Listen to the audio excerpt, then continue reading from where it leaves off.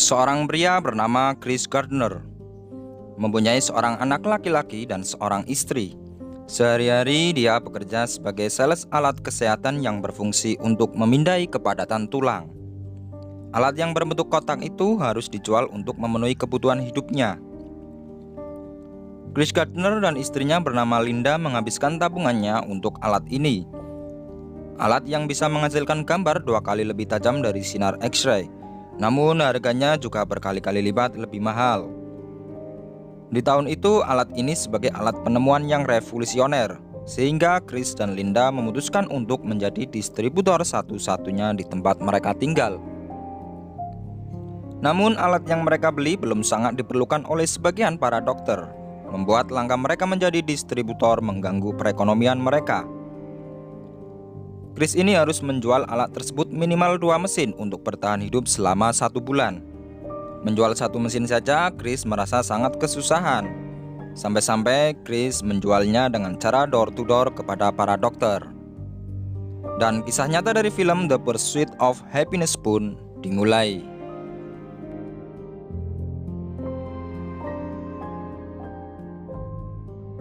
Setiap hari, Chris selalu mengantar anaknya yang bernama Christopher ke penitipan anak sebelum keliling untuk menawarkan mesin kesehatan tersebut. Christopher dititipkan ke tempat penitipan anak karena istrinya Linda juga harus bekerja untuk menambah keuangan mereka yang semakin sekarat. Setelah mengantar anaknya, Chris melihat mobilnya kena tilang yang terparkir di dekat rumah sakit, di mana tempat itu dilarang untuk parkir. Sehingga mobilnya terpaksa diderek oleh petugas. Untuk menebus mobilnya, paling tidak Chris harus menjual 1 unit alat mesin tersebut. Malam harinya ketika mereka makan malam, Chris yang melihat sebuah rubik menanyakan tentang rubik kepada Linda. Linda hanya menjawab rubik itu adalah hadiah milik Christopher dari temannya. Rubik itu juga sedang dibicarakan oleh banyak orang dan menjadi benda yang sensasional pada tahun itu. Lalu Linda juga bertanya kepada Chris, apakah tagihan pajaknya sudah dibayar? Chris hanya menjawab kalau dirinya belum bisa membayar tagihan tersebut bulan ini. Mungkin bulan depan, itu pun kalau salah satu mesinnya terjual. Mereka memang sedang dalam keadaan terpuruk keuangannya. Sampai-sampai Linda harus mengambil 2 shift kerja agar mendapat uang tambahan. Keesokan paginya, ketika Chris akan berangkat berjualan, Chris melihat seorang pria yang mengendarai mobil sport. Lalu Chris bertanya, bagaimana kau bisa mendapatkan semua ini dan sesukses ini? Pria ini hanya menjawab kalau dirinya hanya bekerja sebagai pialang saham. Stockbroker. Oh. Melihat orang-orang terlihat bahagia yang keluar dari kantor pialang saham tersebut, Chris termotivasi untuk bekerja sebagai pialang saham. Namun ia tidak mengetahui caranya. Pagi hari berikutnya, Chris berdiskusi dengan istrinya. Chris mengatakan kalau sepulang dari menjual alat mesin kesehatannya, dirinya ingin pergi ke kantor pialang saham untuk mencari pekerjaan di sana. Namun istrinya yang sudah stres dengan keadaan keuangannya justru meledeknya. Kenapa tidak jadi astronot saja? An astronaut? Linda selalu merasa tertekan dengan tunggakan-tunggakan tagihannya. Dan Chris pun hanya bisa diam. Well, 3 months. Rent is due next week. Probably not. Kemudian dalam perjalanan Chris menjual alat kesehatannya, Chris melihat sebuah perusahaan bernama Dinwiddie Reynolds, di mana perusahaan ini telah membuka program pelatihan pialang saham. Chris yang termotivasi dengan orang-orang yang bekerja di pialang saham kemarin mencoba akan masuk dengan menitipkan mesin jualannya ke pengamen yang ada di depan kantor agar terlihat profesional. Chris pun akhirnya masuk dan mendapatkan formulir magang untuk pelatihan pialang saham.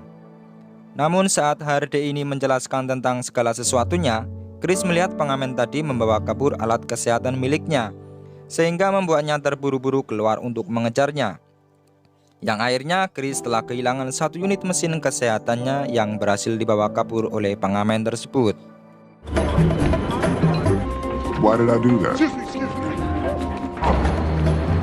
Dalam tengah perjalanan dengan perasaan kesal kehilangan 1 unit mesinnya, Chris kembali melihat formulir yang dimana program pelatihan yang akan Chris ikuti hanya akan merekrut 20 orang setiap 6 bulannya dan hanya 1 yang akan dipekerjakannya. Chris lalu memikirkan bagaimana caranya bisa masuk dalam jajaran 20 orang tersebut. Dan keesokan paginya, Chris yang hanya tamatan SMA mencoba mendaftarkan diri melalui jalur pribadi ke seseorang yang bernama Jay Twistle untuk memperkenalkan keahlian dirinya. Drop this off to you personally and make your claims. I thought I'd catch you on the way. Namun karena kesibukan Jay Twistle, ia tidak bisa mengobrol banyak dan hanya bisa membawa formulir Chris. Yes, sir. You have a great day. You too. Setelah keluar dari kantor, kemudian Chris menelpon salah satu dokter yang akan membeli alat kesehatan miliknya dan membuat pertemuan janji dalam waktu singkat. Namun saat Chris mau pergi janji temu dengan dokter, ia melihat mesin kesehatan miliknya telah dibawa oleh pengamen bersama seorang laki-laki. Membuatnya Chris bergegas mengejarnya, yang akhirnya dia berhasil mendapatkan kembali mesin kesehatan tersebut. Namun Chris telah kehilangan sebuah pertemuan janji dengan dokter yang akan membeli alat kesehatan tersebut, sehingga terpaksa Chris bersama anaknya membawa pulang kembali. Namun istrinya yang melihat alat tersebut belum terjual terlihat sangat bete sekali. Chris pun mencoba berdiskusi baik-baik dengan istrinya. Namun istrinya seakan sudah muak dengan Chris dan tak mau mendengarkan perkataan Chris lagi. I don't care.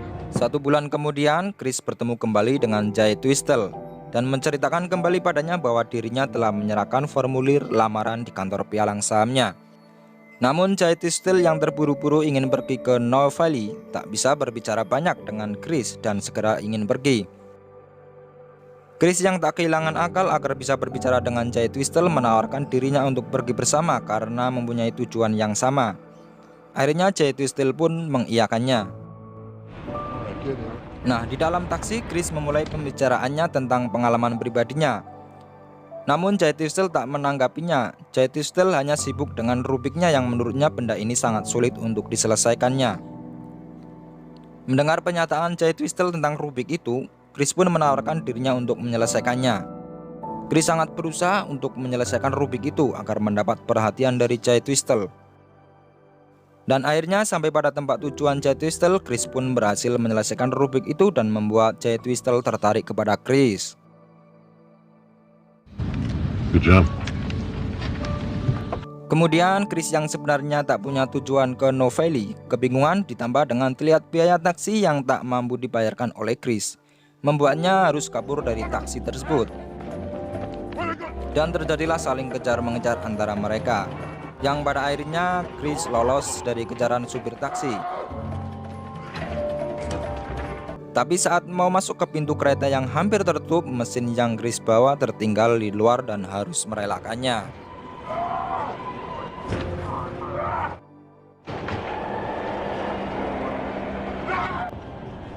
Kejadian tersebut membuat Chris terlambat untuk pulang ke rumah, lalu Chris pun menelpon istrinya.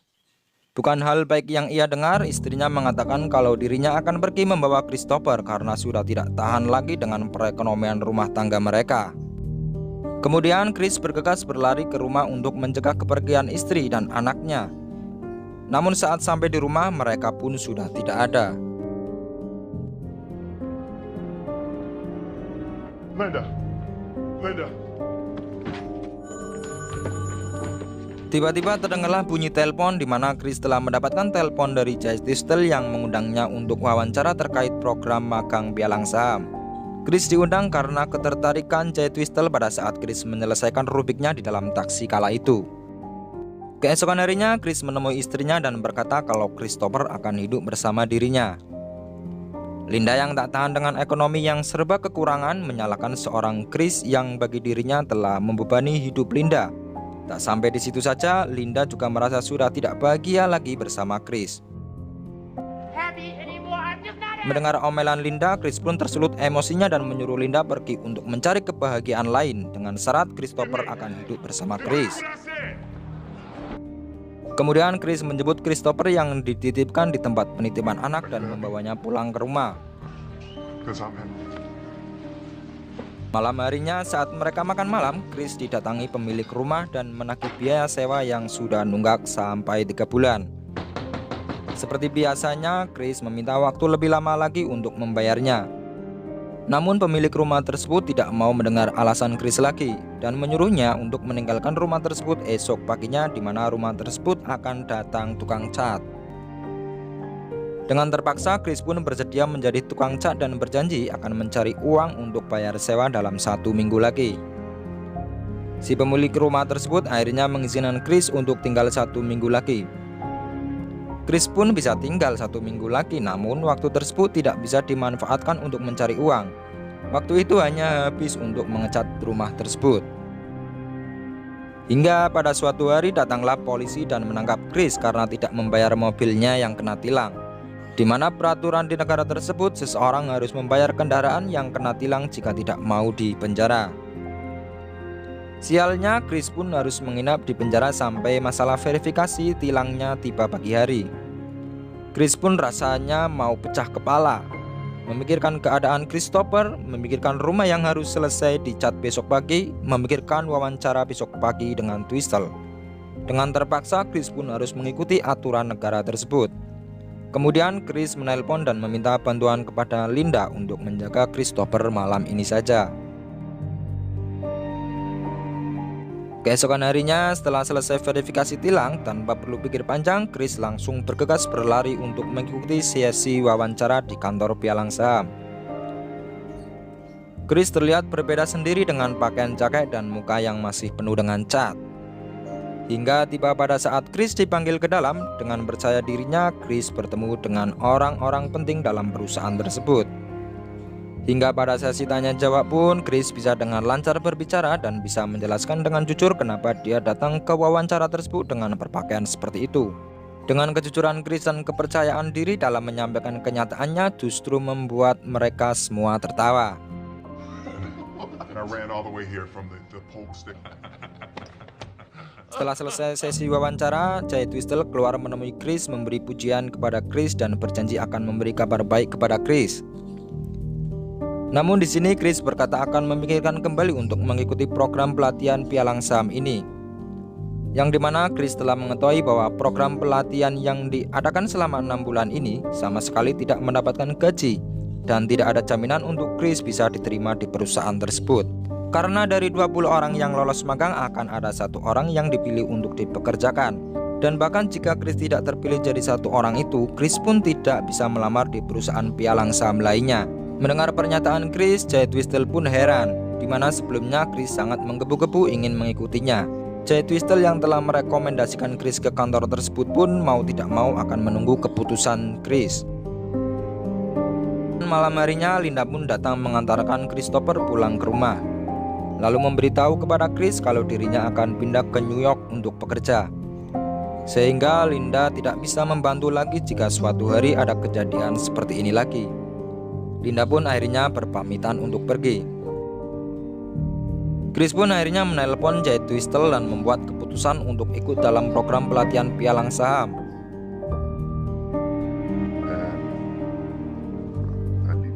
Keesokan harinya, karena tidak bisa membayar rumah sewa, Chris dan Christopher pun harus pindah ke sebuah motel yang harganya lebih murah.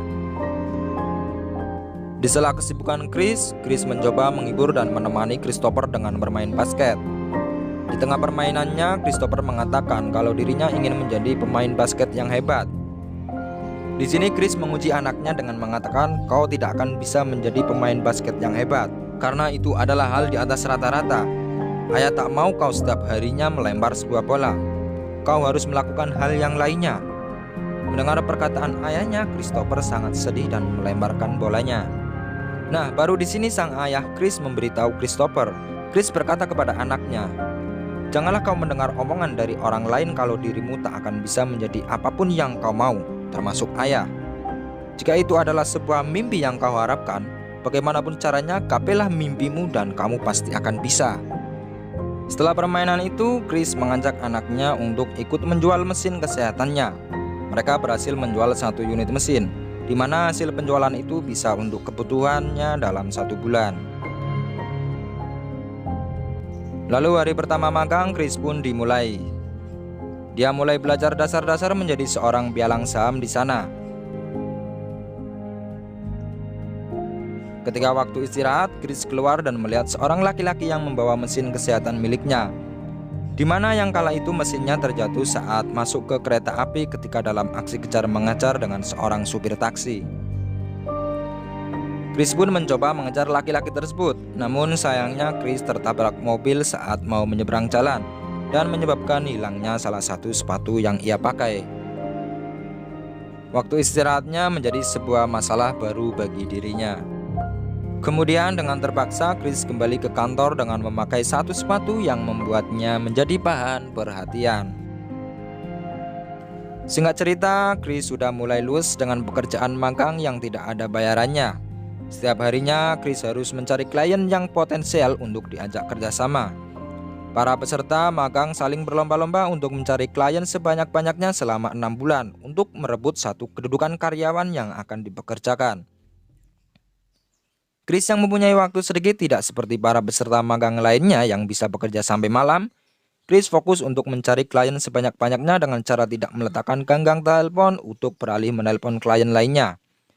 Chris juga tidak pergi untuk mengambil minum yang bisa menyebabkan kebelet dan waktunya akan habis di toilet. Dengan cara itu, Chris bisa lebih dapat banyak klien dari peserta magang lainnya. Setidaknya mendapatkan klien yang sama dengan peserta magang yang bekerja sampai malam. Chris akhirnya mendapatkan klien yang potensial dan membuat janji untuk menemui Walter Ribbon ke kantornya dalam waktu 20 menit. Saat Chris mau pergi menemuinya, supervisor kantor tersebut menyuruh Chris untuk memindahkan mobilnya. Dengan terpaksa, Chris pun harus memindahkan mobilnya yang kunci mobilnya juga sedikit rusak, sehingga membuat waktu janji temu dengan Walter Ribbon pun terlambat.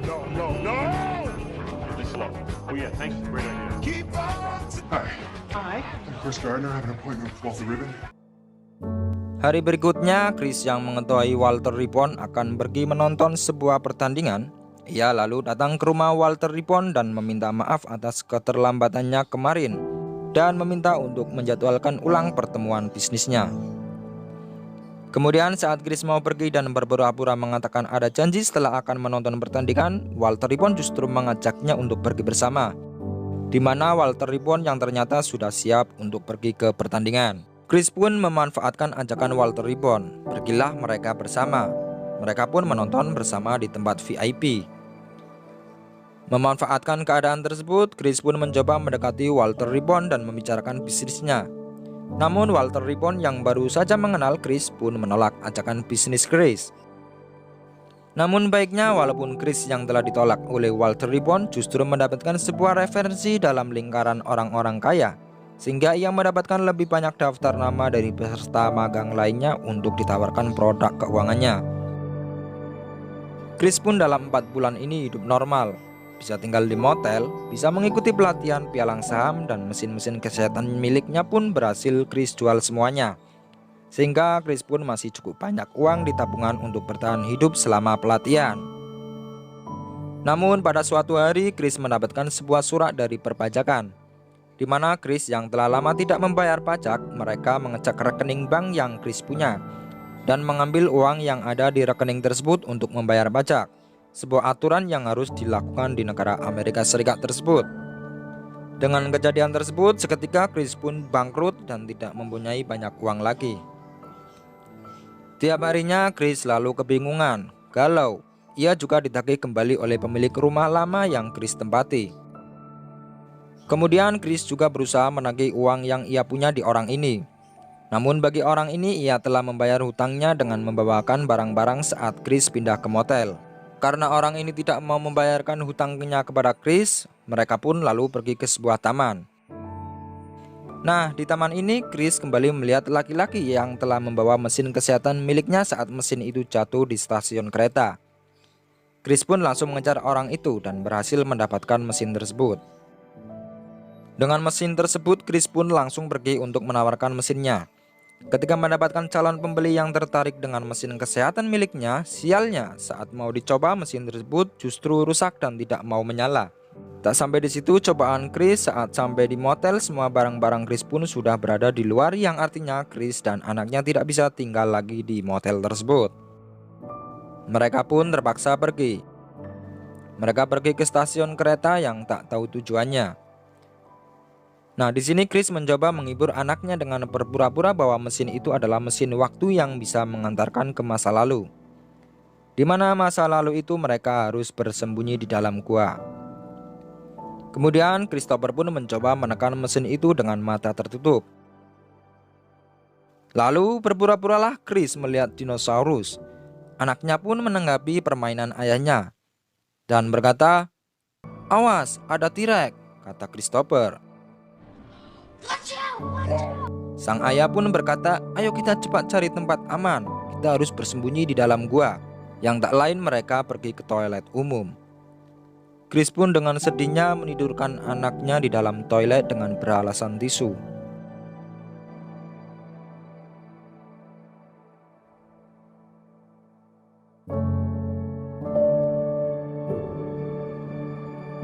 Keesokan harinya, Chris mencoba mencari tempat persinggahan gratis. Mereka mengantri untuk mendapatkan jatah satu kamarnya dalam satu hari. Nasib baik kepada mereka, mereka pun bisa tinggal di tempat tersebut untuk satu malam. Dan untuk mendapatkan persinggahan gratis, mereka setiap harinya harus mengantri. Chris mencoba memanfaatkan tempat tersebut dengan menyervis mesin kesehatannya yang rusak agar bisa dijual kembali. Chris juga tidak melewatkan untuk belajar tentang pialang saham. Chris yang sudah terbiasa dengan keadaan sulit, tidurannya beberapa jam, masuk ke kantor pelatihan pun sepagi mungkin agar bisa menyelesaikan pekerjaannya dengan cepat. Karena Chris harus mengantri kembali untuk mendapatkan jatah gratis tempat tinggal. Dan mereka pun juga selalu pergi ke gereja untuk mendapatkan makanan gratis. Dan ujian magang pialang saham pun tiba, di mana hari itu mereka harus mengikuti sebuah tes ujian dan harus mengerjakan semua pertanyaan-pertanyaan dari perusahaan tersebut.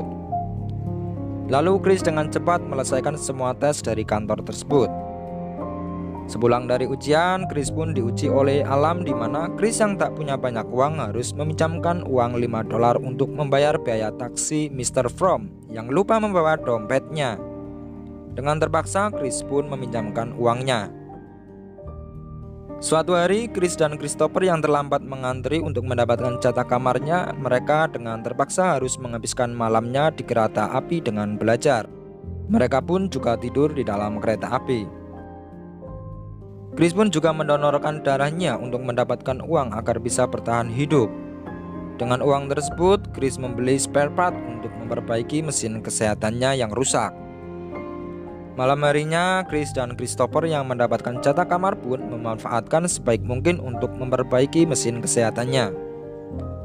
Dengan spare part yang Chris beli, akhirnya mesin kesehatan tersebut berfungsi kembali.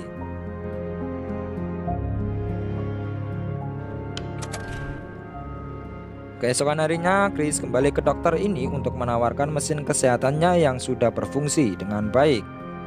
Chris pun berhasil menjualnya dan mendapatkan uang yang bisa ia gunakan untuk kebutuhan 1 bulan.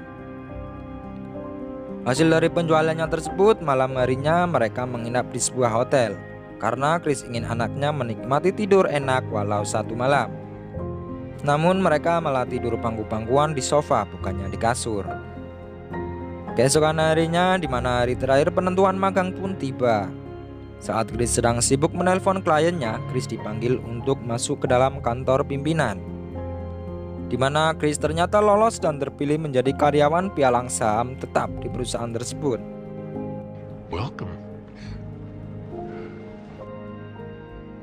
Dengan rasa terharu meneteskan air matanya, Chris pun mengucapkan terima kasih pada mereka semua yang ada di ruangan tersebut. Chris pun keluar dengan perasaan yang gembira. Dirinya masih tidak menyangka akan lolos menjadi karyawan pialang saham yang dia impikan. Perasaan yang campur aduk penuh dengan keberhasilannya, Chris pun berlari menuju penitipan anak menemui Christopher dan memeluk erat anaknya. Semua yang Chris dan anaknya alami dari ditinggal istrinya yaitu Linda, diusir dari apartemennya, dikejar-kejar utang, tidur di toilet, sampai mendonorkan darahnya untuk mendapatkan uang agar bisa bertahan hidup, dan dari semua cobaan pahit hidupnya yang mereka lalui kini terbayarkan sudah. Setelah beberapa tahun Chris merintis karir di perusahaan pialang saham itu. Chris pun mendirikan sendiri perusahaan pialang sahamnya pada tahun 1987. Dan pada tahun 2006 Chris menjual sebagian kecil saham dari perusahaannya dengan nilai jual jutaan dolar. Saat ini Chris menjadi miliarder dan motivator sukses di Amerika dan berhasil membesarkan Christopher dengan kerja kerasnya. Chris yang sampai saat ini menyadari betapa susahnya menjadi seseorang yang serba kekurangan. Chris yang sekarang sudah menjadi orang yang kaya raya membangun sebuah bangunan untuk menampung para gelandangan. Sesuai dengan pesan Chris kepada anaknya, di mana Chris Gardner berkata, "Janganlah kau mendengarkan omongan dari orang lain kalau dirimu tak akan bisa menjadi apapun yang kau mau, termasuk ayah. Jika itu adalah sebuah mimpi yang kau harapkan, bagaimanapun caranya, gapilah mimpimu dan kamu pasti akan bisa."